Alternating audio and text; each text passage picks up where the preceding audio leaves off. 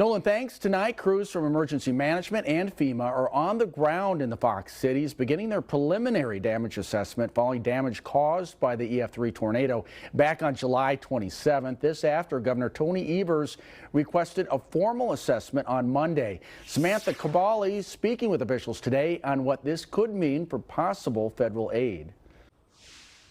Residents thrilled Wednesday as crews from the state and federal level are coming out for their preliminary damage assessment, taking a look at structures impacted from the EF-3 tornado, like this one just over here in the village of Fox Crossing, where the garage and roof are completely ripped off.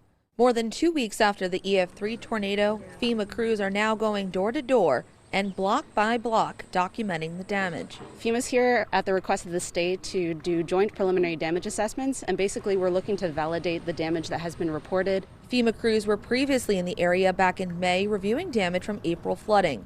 This time, Emergency Management says the work can move faster because tornado damage is often visible from the street, while flood damage can be hidden inside a home. Nearly 1,200 properties have already been reviewed virtually, and officials will be checking around 700 more homes and businesses in person. Unfortunately, this is a devastating event to our community and throughout the state. A tornado like this hitting a metropolitan area is very uncommon. The assessment is only a step toward possible federal help, not a guarantee of it.